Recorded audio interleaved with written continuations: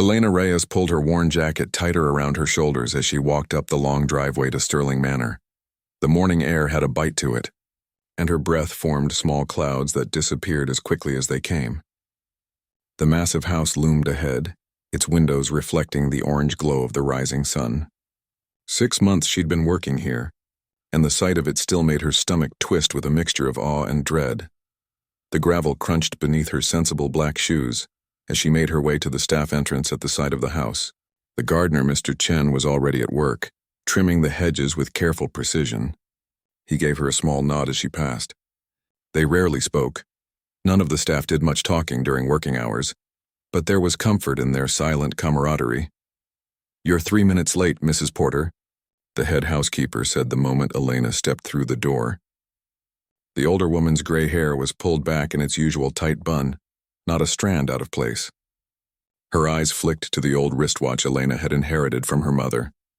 "Mr. Sterling notices these things." "The bus was delayed," Elena said, hanging up her jacket and quickly tying on her black and white uniform apron. "I'm sorry," Mrs. Porter's expression softened slightly. "Just don't let it happen again. He's in a mood today." Elena nodded, her heart sinking. Alexander Sterling's moods were legendary among the household staff. The 42-year-old real estate tycoon had built his fortune from nothing, or so the stories went, and he seemed to think this gave him the right to treat everyone around him like they were beneath him, especially those who worked for him. "What happened?" Elena asked, keeping her voice low as she followed Mrs. Porter down the hallway toward the kitchen. "The Reynolds deal fell through," Mrs. Porter whispered back. "And Miss Daniels hasn't returned his calls." Elena winced. The Reynolds property deal had been all Mr. Sterling talked about for weeks, and Miss Daniels was his latest girlfriend, tall, blonde, and barely older than Elena's 25 years. "He's having a dinner party tonight," Mrs. Porter continued as they entered the gleaming kitchen. "Important clients. Everything must be perfect." The kitchen was already bustling with activity.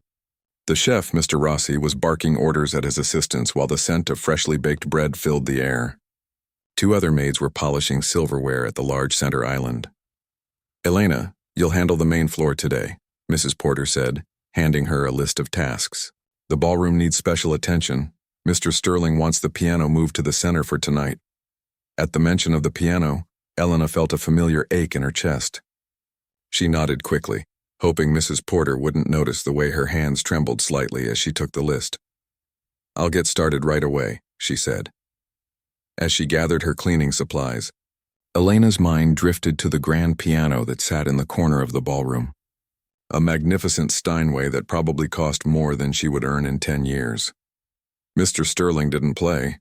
She'd never seen anyone touch it. But it was always perfectly tuned and polished. Once, just once, she'd allowed herself to brush her fingers across the keys when she thought the house was empty. The single note that rang out had nearly brought her to tears. Elena made her way through the house, dusting and polishing as she went. The main floor was a showcase of wealth. Crystal chandeliers, original artwork, furniture that looked too expensive to actually sit on. She worked methodically, the way she'd been taught, invisible and efficient. By mid-morning, she reached the ballroom. Sunlight streamed through the floor-to-ceiling windows, illuminating the dust particles floating in the air. The room was massive, with polished hardwood floors and cream-colored walls adorned with gold trim. And there in the corner sat the piano. Elena set down her cleaning caddy and walked slowly toward it.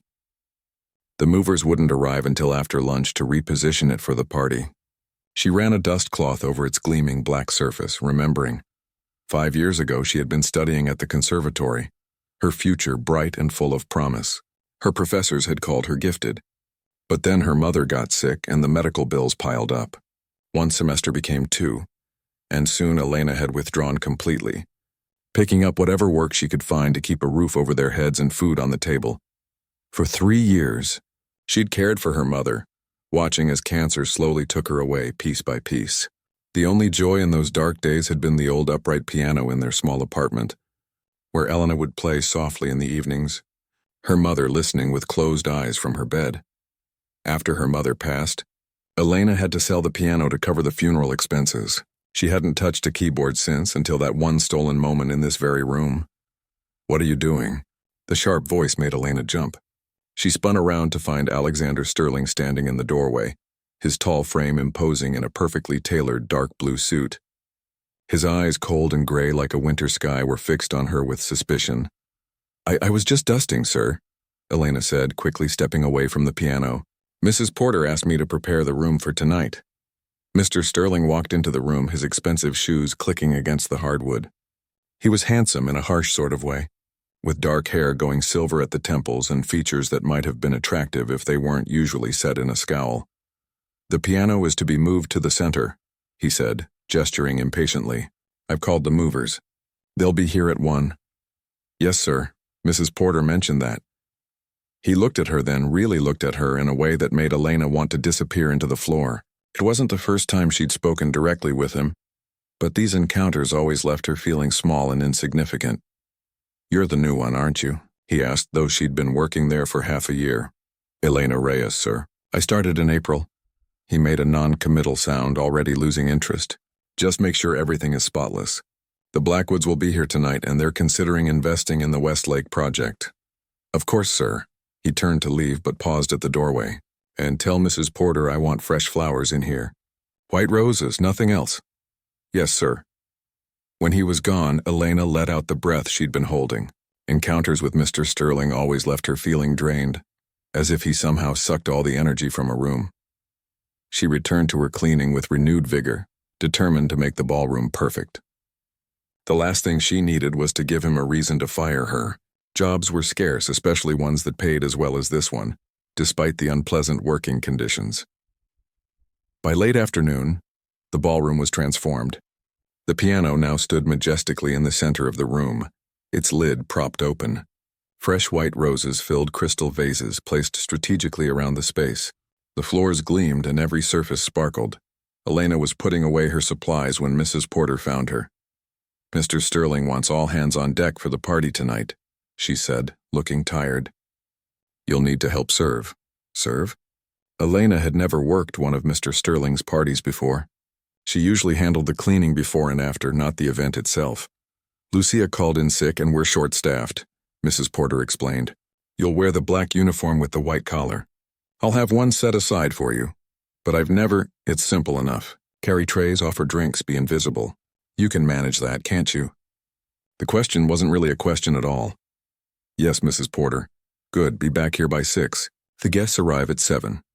As Mrs. Porter walked away, Elena felt a flutter of anxiety in her stomach. Serving meant being around Mr. Sterling and his wealthy friends, navigating a world she'd only glimpsed from the outside. What if she made a mistake? What if she embarrassed herself?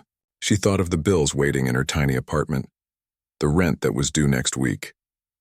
She couldn't afford to lose this job. With a sigh, Elena finished storing her supplies and headed to the staff room for her break.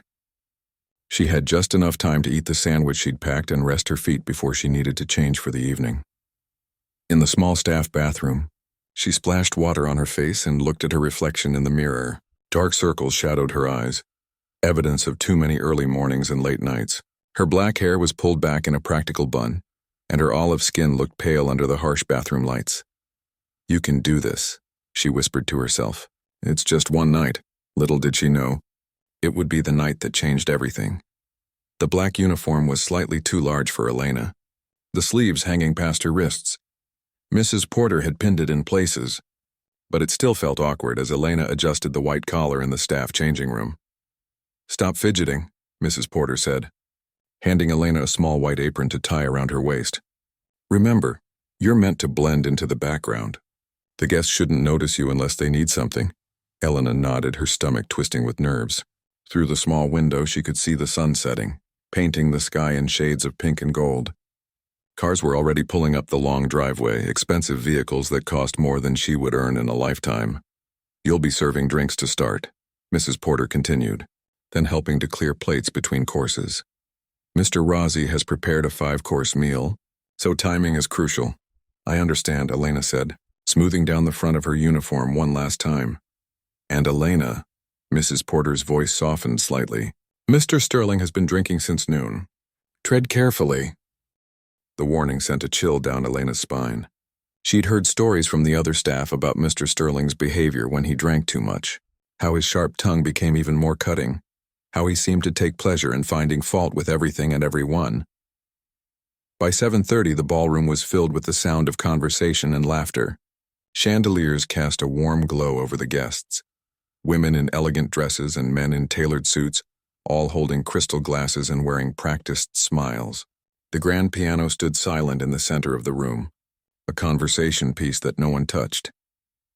Elena moved through the crowd with a silver tray of champagne flutes, offering them with a polite nod and trying to make herself as invisible as possible. She recognized some of the guests from magazines and newspapers, wealthy investors, local politicians, a famous architect whose buildings dotted the city skyline. And then there was Alexander Sterling holding court near the fireplace. He'd changed into a black tuxedo that emphasized his broad shoulders and tall frame. He was smiling, but Elena could see the tightness around his eyes, the slight flush on his face that betrayed how much he'd had to drink. "Another glass, sir?" she asked quietly as she approached a balding man with thick glasses who was listening to Mr. Sterling speak. The man nodded absently, taking a fresh glass without looking at her.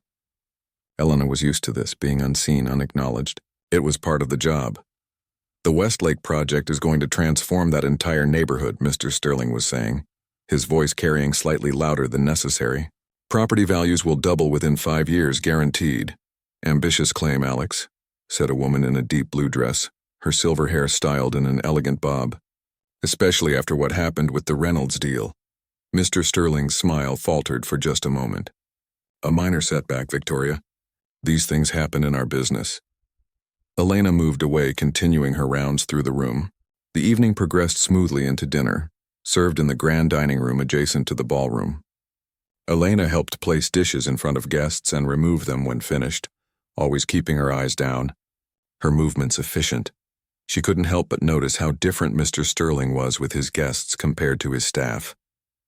He laughed, told stories, appeared charming and attentive. It was as if he wore a mask, one that slipped only when he interacted with those he considered beneath him. After dinner, the guests returned to the ballroom for drinks and dessert. Elena was clearing a tray of empty glasses when she heard someone mention the piano. "That's a beautiful Steinway," said a tall man with a beard. "Do you play, Alex?" Mr. Sterling waved a dismissive hand. "No time for such things. Business keeps me too occupied." "What a shame to have such a magnificent instrument go untouched," said Victoria, the silver-haired woman. She walked over to the piano, running her fingers lightly across the polished surface. "My daughter studied at Juilliard. She always says a piano needs to be played to truly live."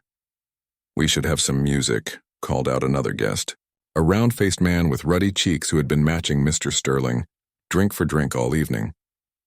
"Livin' things up a bit," several guests murmured in agreement. Mr. Sterling's expression darkened slightly, but he maintained his host's smile. "I'm afraid I don't have a pianist on call," he said with a forced laugh. "Unless one of you is hiding some talent?" The guests looked at one another, but no volunteers stepped forward. The moment might have passed, but the round-faced man suddenly pointed at Elena, who was trying to slip unobtrusively along the wall with her tray. "What about the staff?" he said loudly. "Surely one of them can play something simple." Elena froze, her heart suddenly hammering in her chest. She could feel eyes turning toward her, including Mr. Sterling's. The glass she was holding trembled slightly. "Don't be ridiculous, Howard," Mr. Sterling said. But there was something in his tone that made Elena's stomach drop. A cruel amusement had entered his eyes as he looked at her. "Although, it might be entertaining." "Oh, leave the poor girl alone," Victoria said. "She's trying to do her job." But Mr. Sterling was already walking toward Elena, emboldened by alcohol and the prospect of entertainment at someone else's expense. The room had grown quieter, guests watching with a mixture of discomfort and curiosity. "You," he said, pointing at Elena. "Can you play?" Elena swallowed hard. She could lie, say no, and face nothing worse than his momentary disappointment. But something in his expression, the absolute certainty that she would fail, the barely disguised contempt, made her hesitate. "Mr. Sterling." "I don't think," Mrs. Porter had appeared at Elena's side, her face tight with concern. "I didn't ask what you think," Mr. Sterling cut her off sharply. He turned back to Elena. "Well, it's a simple question." The room had fallen completely silent now. Elena could feel the weight of everyone's gaze. Her palms were sweating, and she carefully set down her tray on a nearby table before it could slip from her grasp. "I used to play," she said quietly. A triumphant smile spread across Mr. Sterling's face. "Wonderful. Then you can provide us with a little entertainment." It wasn't a request. It was a command. Elena looked around desperately, hoping someone would intervene. But the guests were watching with uncomfortable fascination. Mrs. Porter gave her a small, helpless shrug. "I haven't played in years," Elena tried again. "All the more amusing for us." "Then," Mr. Sterling said with a cold smile. He gestured toward the piano with an exaggerated flourish. "Please show us what you can do." There was a collective intake of breath as Elena slowly walked toward the piano. Her legs felt wooden, her heart pounding so hard she was sure everyone could hear it. She was aware of the other staff members watching from the edges of the room, their faces showing the same secondhand embarrassment and pity she would have felt had it been one of them. The Steinway loomed before her, its polished surface reflecting the chandelier light. Elena sat down on the bench, surprised by how familiar it felt despite the years away. She placed her hands in her lap, staring at the keys. What should she play? Her mind was a blank, panic rising in her throat. "We're waiting," Mr. Sterling said, his voice cutting through the silence. There was laughter from a few of the guests, quickly stifled. Elena closed her eyes for a moment, trying to steady her breathing.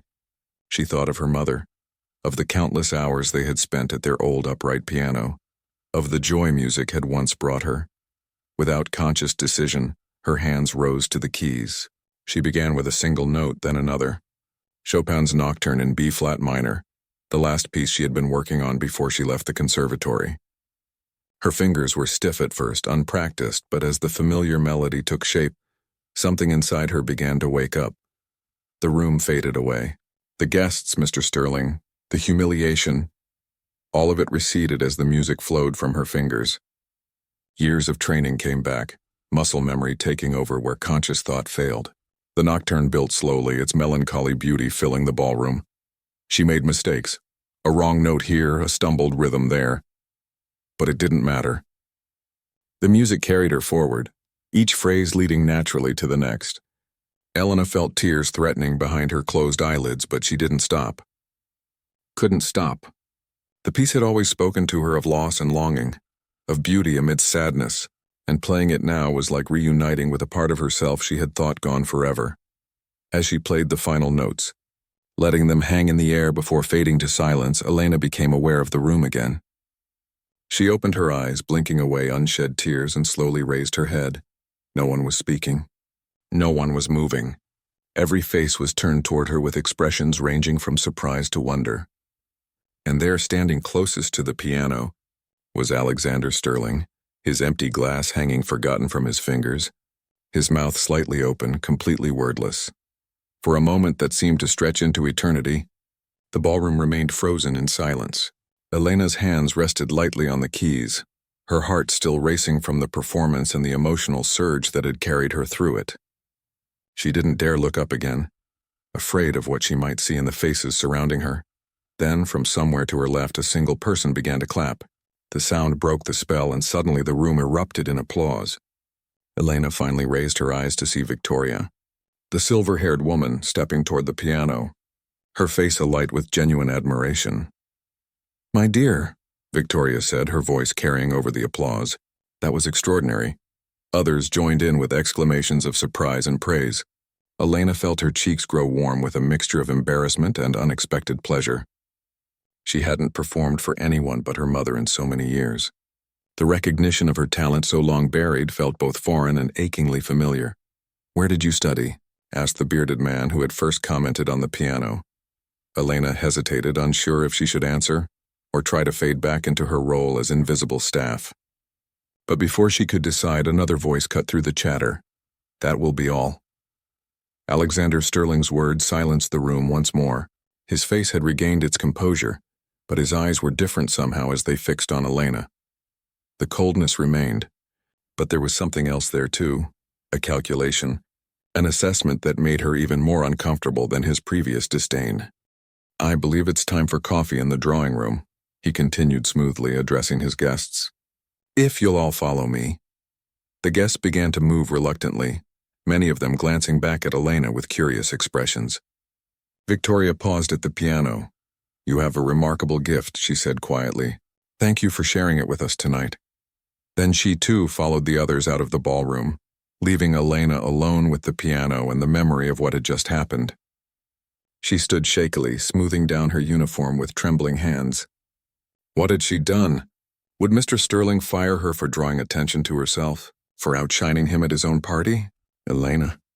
Mrs. Porter stood at the doorway, her face unreadable. "Help the others clear the dessert plates, then report to the kitchen."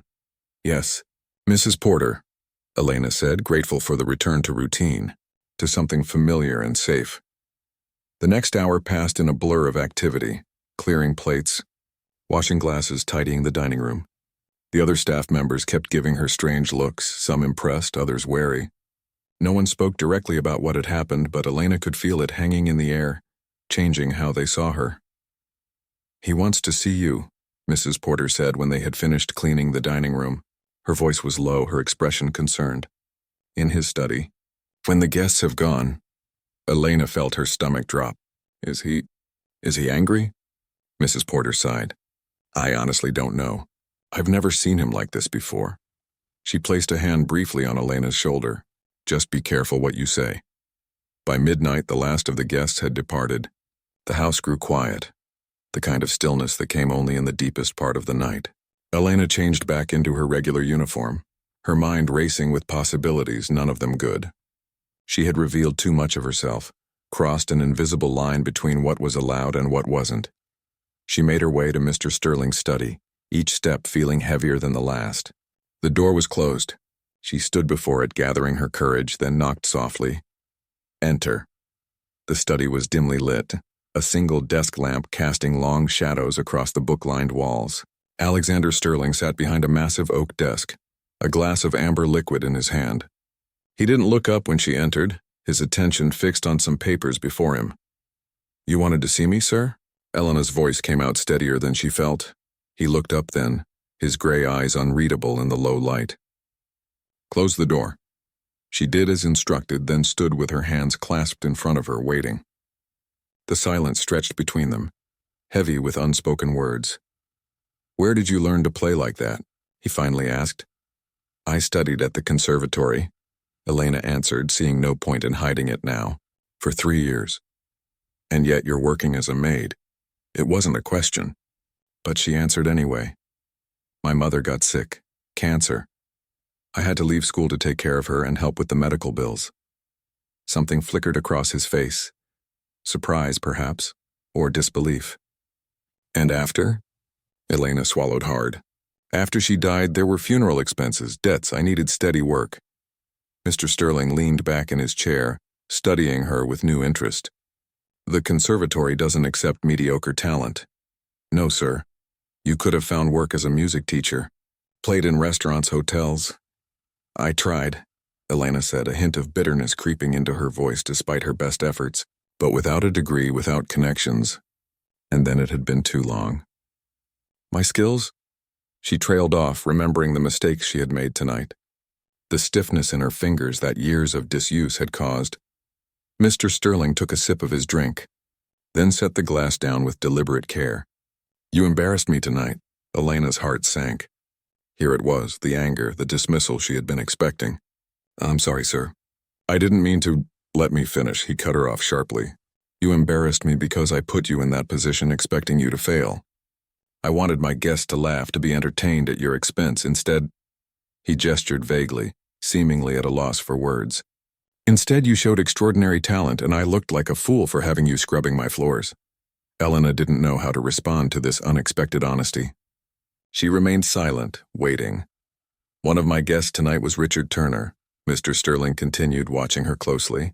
"Do you know who that is?" She shook her head. "He owns Turner Music Productions. Records, concerts, music for film.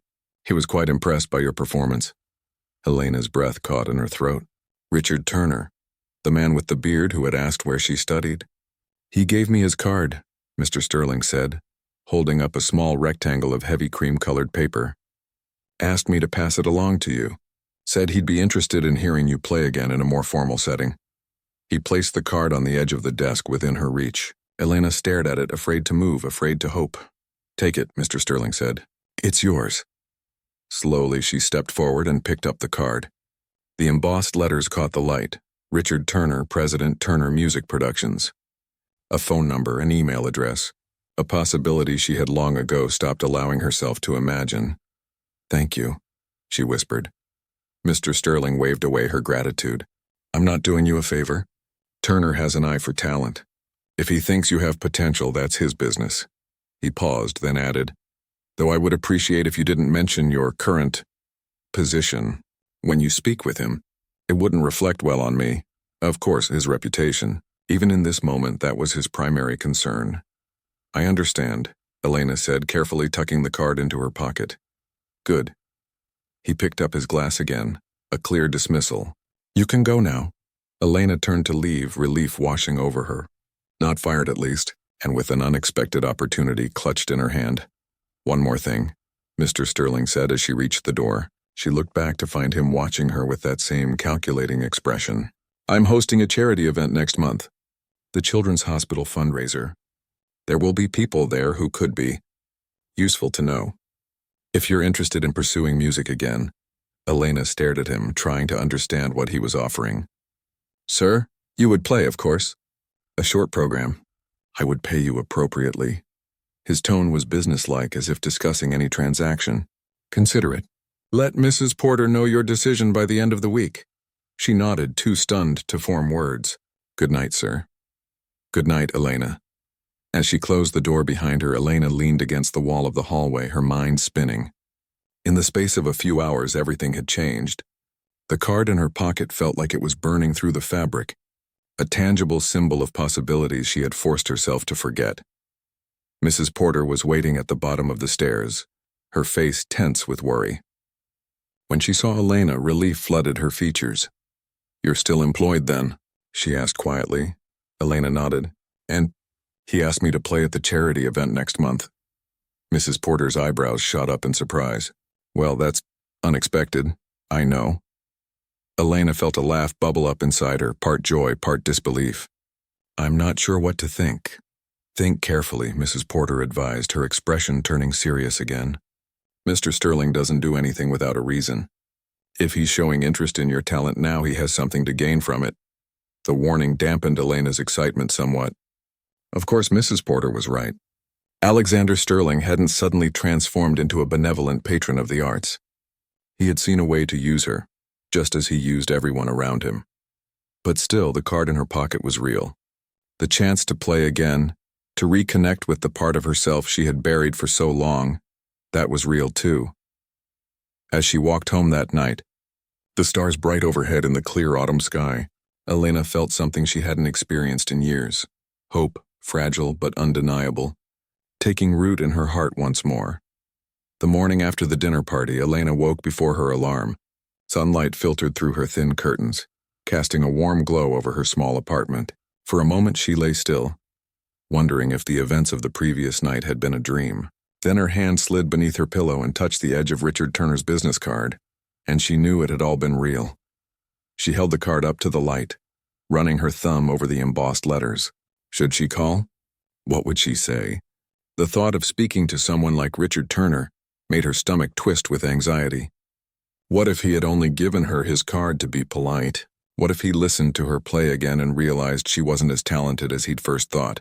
Elena placed the card carefully on her nightstand and got ready for work. Despite her late night, she felt strangely energized. As she rode the bus to Sterling Manor, she found herself watching her hands, flexing her fingers, remembering how it felt to play again after so long. "You're the talk of the house, Thomas," the gardener's assistant said when she arrived. He was sweeping leaves from the front steps, his usual cheerful smile even wider than normal. "Mrs. Porter told everyone what happened last night." Elena felt her cheeks warm. "It wasn't a big deal." "Not a big deal?" Thomas laughed. "You played the piano in front of all those fancy people, and Mr. Turner gave you his card." "That's huge!" Word had spread fast. As Elena made her way through her morning tasks, other staff members found excuses to speak with her, to offer congratulations or ask questions. It was strange being the center of attention after months of careful invisibility. "Elena," Mrs. Porter appeared beside her as she was dusting the library shelves. Mr. Sterling wants to see you in the music room. The music room. Not the ballroom where the Steinway had been temporarily placed, but the actual music room on the third floor, a space Elena had cleaned but never seen used. Her pulse quickened. Now? She asked, setting down her duster. Mrs. Porter nodded. He said to come right away.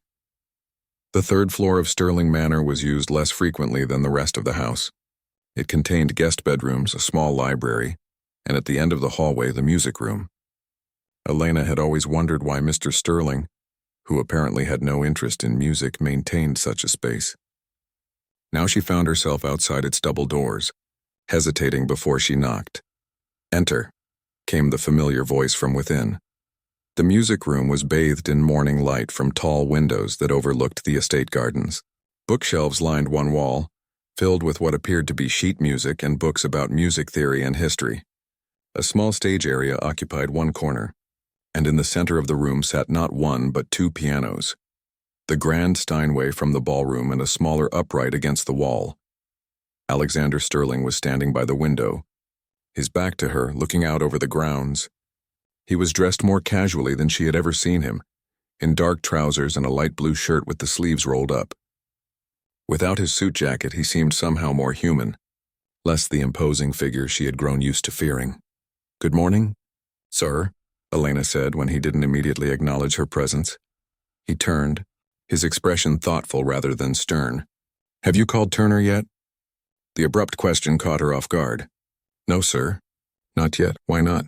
He moved away from the window, circling the grand piano with slow, deliberate steps. I was waiting until after work," Elena said. It wasn't entirely true. She had been procrastinating, unsure what to say, afraid of disappointment. Mr. Sterling nodded, running his fingers lightly along the polished surface of the piano. "Turner doesn't offer his card to just anyone. He's very selective about who he works with." "I understand, sir. Do you?" He looked at her directly now. "Do you understand what kind of opportunity this is?" Elena felt a flicker of irritation beneath her usual caution. Of course she understood. Music had been her life, her dream, before circumstances had forced her to set it aside. "Yes," she said more firmly than she had intended. "I do." Something that might have been approval flickered in his eyes. "Good. Because talent without ambition is wasted." He gestured toward the piano. "Play something else for me." It wasn't a request. But this time Elena didn't feel the same humiliation she had the night before. This was different. A test, perhaps, but not a cruel joke at her expense. She moved to the piano, settling on the bench with more confidence than she had felt in years. "Any particular request, sir?" He shook his head. "Something that shows your range. Not Chopin this time." Elena thought for a moment, then began to play. Beethoven's Pathétique Sonata, passionate, technically demanding, a piece that had once been one of her favorites. Her fingers were still not as fluid as they had been during her years of daily practice, but there was muscle memory there, and genuine emotion driving the music forward. When she finished, she looked up to find Mr. Sterling watching her with an intensity that was unsettling. "You need practice," he said bluntly. "Your technique is rusty, but the foundation is there." Elena nodded, accepting the critique. She knew better than anyone how far she had fallen from her peak abilities. "I've spoken with Turner this morning," Mr. Sterling continued, surprising her. "He's agreed to meet with you next week. An informal audition of sorts." Elena's heart leapt. "Thank you, sir. That's very kind of you to arrange." "It's not kindness," he said dismissively. "I told you last night, the charity event next month. I want you to play, but not like this." He gestured toward the piano. "You need practice, coaching. Turner can provide that, and if he decides to represent you professionally afterward, that's between the two of you." Elena tried to make sense of what he was saying. "You want me to prepare for the charity event with Mr. Turner's help?" "Exactly." Mr. Sterling walked to a small desk in the corner and picked up a folder. "These are the details. The event will host over 200 guests, many of them influential in the arts and business communities. You'll play a 20-minute program. Your choice of pieces, but they should showcase your abilities appropriately." He handed her the folder, which felt surprisingly heavy in her hands. "I don't understand," she said slowly. "Why are you doing this?" Mr. Sterling's expression hardened slightly. "Do you think I enjoy looking foolish? Having a maid with conservatory training cleaning my home? The guests last night were quite taken with your rags to riches story. It reflects poorly on me that I didn't recognize your talent sooner. Ah, there it was. His reputation. His image. That made more sense than any sudden interest in nurturing her musical career. So this is about saving face, Elena said before she could stop herself. To her surprise, Mr. Sterling laughed, a short, genuine sound she had never heard from him before. Partly yes, but it's also good business. The charity event will raise more money if there's an interesting story attached. The talented pianist who works as a maid, rediscovered by chance. People eat that sort of thing up. They'll open their checkbooks wider. He was using her just as Mrs. Porter had warned, but did it matter if it gave her a chance to play again? To be heard by people who could help rebuild what she had lost? And what happens after the charity event? Elena asked. Mr. Sterling shrugged. That depends on you, and on how Turner feels about your potential. If he takes you on, you'll need to make a choice about your future here. A choice. The word hung in the air between them, heavy with implication. In the meantime, he continued, you'll need time to practice. The music room is at your disposal whenever you're not on duty. And I'm reducing your hours to half-time with full pay so you can focus on preparing. Elena stared at him, stunned by this unexpected generosity. I don't know what to say. Say you'll be ready, Mr. Sterling replied, all business again. And that you won't make me regret this arrangement. I'll be ready, she promised. And thank you, sir. He nodded once, then glanced at his watch. I have a meeting downtown in an hour. We'll speak more about this tomorrow. He moved toward the door, then paused. One more thing. Mrs. Porter will be reassigning some of your duties. You'll keep your quarters here at the estate for now. It will be more convenient for your practice schedule. With that, he was gone, leaving Elena alone in the sunlit music room with the pianos and the folder clutched in her hands. She sat down slowly on the bench again, trying to process everything that had just happened. Half her workload, full pay, access to this beautiful piano whenever she wanted, a meeting with Richard Turner, and a performance at a major charity event. It was overwhelming, a door opening to a future she had thought permanently closed to her. But there was something else too, something that made her uneasy. The way Mr. Sterling looked at her now was different, calculating, assessing her value not as a servant but as an asset. She was useful to him in a new way, and that meant he was paying attention to her in a way he never had before. As Elena opened the folder and began to read through the details of the charity event, she couldn't help but wonder what price would ultimately come with this unexpected opportunity. Alexander Sterling didn't give anything away for free. She had worked in his house long enough to know that. For now, though, she would take what was offered. She ran her fingers over the keys of the Steinway, feeling a joy that had been absent from her life for too long. Whatever came next, she had music back in her life, and that was worth almost any risk. The weeks leading up to the charity event passed in a blur of practice, preparation, and profound change. Elena's life had transformed so completely that sometimes she would pause in the middle of playing, her fingers hovering above the keys, struck by the surreal nature of her new reality. Her meeting with Richard Turner had gone better than she'd dared hope. The music producer was a serious man with kind eyes who listened intently as she played, offering thoughtful feedback rather than empty praise. You have something special, he told her afterward. Not just technical skill, but genuine emotional intelligence in your playing. It needs refinement, of course. Time and practice will take care of that. But the foundation is extraordinary. He arranged for her to work with Diane Leung, a respected piano coach who had trained many successful concert pianists. 3 times a week, Elena would sit beside Diane at the Steinway in Sterling Manor's music room, absorbing her guidance, relearning techniques that had grown rusty, discovering new approaches to pieces she had known for years. Your hands remember, Diane told her during their first session. Trust them. They've been waiting for you to come back.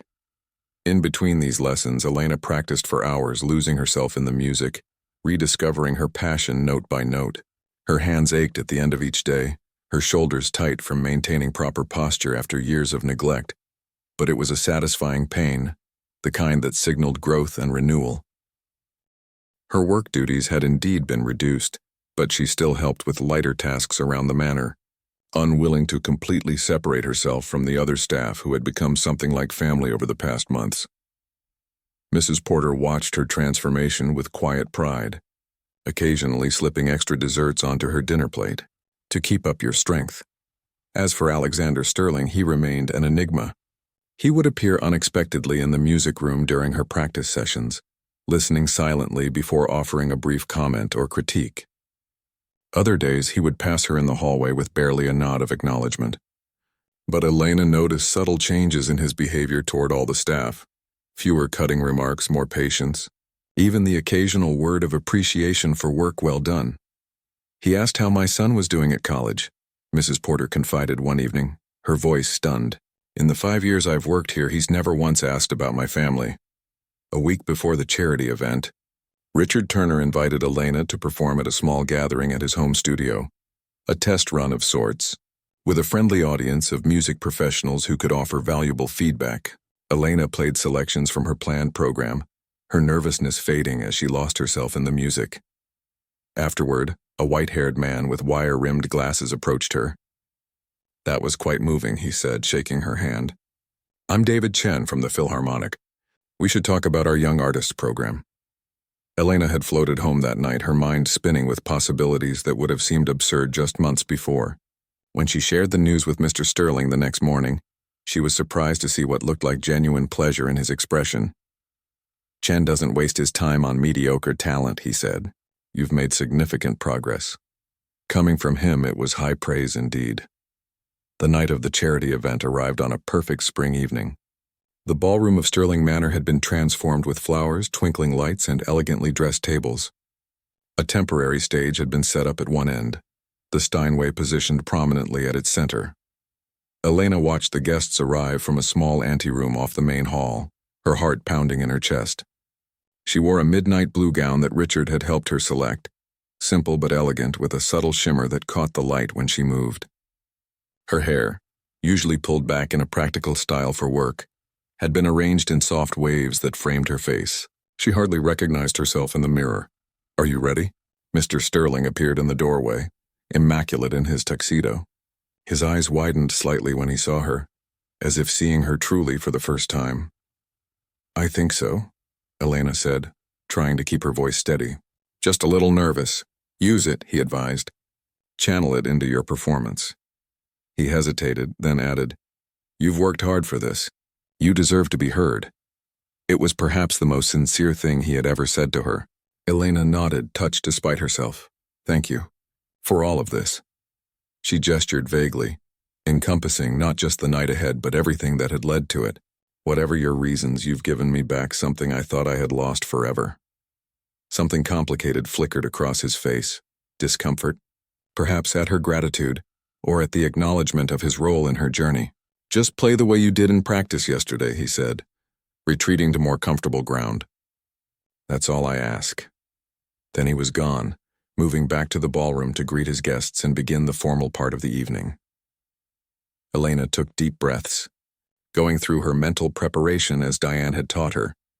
She could hear the murmur of the crowd growing as more guests arrived, the occasional burst of laughter or clinking of glasses. Among them were people who could help shape her future. Music directors, producers, patrons of the arts, all gathered in one room waiting to hear her play. It was terrifying. It was exhilarating.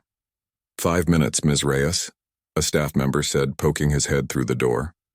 Elena nodded, smoothing down her dress one last time. On the table beside her lay a framed photograph of her mother, smiling, healthy, sitting at their old upright piano. Elena had brought it for courage, a reminder of why music mattered so much to her.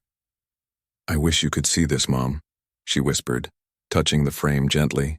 "I think you'd be proud." Then it was time. She heard Mr. Sterling's voice from the ballroom introducing her, telling a carefully edited version of her story. The talented musician forced by circumstance to set aside her dreams, rediscovered by chance. The guests murmured in appreciation of the narrative, primed for what they were about to hear. Elena stepped onto the stage, the spotlight momentarily blinding her. As her eyes adjusted, she could make out the sea of faces turned toward her, strangers in expensive clothing waiting to be impressed.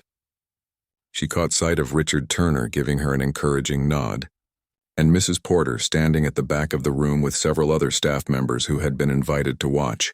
And there, in the front row, Alexander Sterling, the man who had once humiliated her for his own amusement, now watching with an intensity that spoke of something like respect. Elena sat at the piano, adjusted the bench, and placed her hands lightly on the keys. The room fell silent, holding its collective breath. She began with Bach, precise, mathematical, a demonstration of technical skill. Then Debussy, to show her range and sensitivity to tone and color. Finally, Rachmaninoff's Prelude in G minor, passionate and powerful, building to a thunderous conclusion that left her breathless. The applause was immediate and overwhelming, the audience rising to their feet in a standing ovation that seemed to go on forever. Elena stood, bowing as she had been taught, accepting the acclaim with a mixture of joy and disbelief. Flowers were brought to the stage, white roses, her favorite. As she gathered them in her arms, she saw Alexander Sterling watching her, a smile on his face that for once reached his eyes. Later, at the reception that followed, Elena found herself surrounded by people eager to meet her, to offer congratulations and, in some cases, opportunities. A small record label wanted to discuss an album of classical pieces. The director of a local music school asked if she would consider teaching master classes. David Chen from the Philharmonic confirmed his interest in including her in their upcoming season. Through it all, Elena felt a strange sense of calm, as if she had finally returned to the path she was meant to follow. This was where she belonged, not because of the attention or praise, but because music had always been the truest expression of who she was. As the evening wound down, she found herself alone for a moment on the terrace, taking a breath of cool night air. The sound of footsteps made her turn. Alexander Sterling approached, holding 2 glasses of champagne. He offered one to her. "To a successful evening," he said, raising his glass in a toast. "You exceeded all expectations." "Thank you." Elena took a sip, the bubbles dancing on her tongue. "It seems you'll be known for discovering me now rather than having me clean your house." He laughed, a genuine sound that transformed his face. "A much better story, I think." He turned serious then, looking out over the gardens. "Richard tells me you're considering several offers. Have you decided what you'll do?" Elena nodded slowly. "I think so. The young artist program with the Philharmonic feels right. It's part-time at first, which means you could stay on here in some capacity," Mr. Sterling finished for her, "if you wanted to." The offer surprised her. "You would want that?" He turned to face her, his expression thoughtful. "The house has been different these past weeks, better. The music, yes, but also—" He seemed to struggle for words, unusual for a man typically so articulate. "I've been different, I think. Seeing your dedication, your passion for something beyond just success or money, it's been illuminating." Elena studied him, seeing the changes that had gradually reshaped him over these months. He was still Alexander Sterling, demanding, exacting, sometimes difficult, but the cruelty had faded, replaced by something that looked surprisingly like wisdom. "I'd like to stay," she said. "Not as a maid, but perhaps as the manor's resident musician. I could practice here, maybe give small recitals for your business associates." She smiled. "It would be good for your image." He returned her smile, acknowledging the gentle teasing. "It would indeed." He offered his hand. "We have a deal, Ms. Reyes." As they shook hands, Elena felt the final pieces of her new life falling into place. From the ballroom came the sound of laughter and conversation, the clink of glasses, the quiet notes of a string quartet that had taken over after her performance. Beyond the terrace, the gardens of Sterling Manor stretched into the darkness, peaceful under the starlit sky. She had come full circle in a way. This house that had once been just a workplace, this man who had once been just an employer, they had become part of her story in ways she could never have imagined that first day she walked up the long driveway. "I should get back to the guests," Mr. Sterling said. "They'll want to congratulate you again before they leave." Elena nodded. "I'll be there in a moment." Left alone on the terrace, she looked up at the stars, bright and clear in the spring sky. Somewhere, she liked to think, her mother was watching, smiling at the unexpected turns life could take, at the music that had found its way back into her daughter's heart.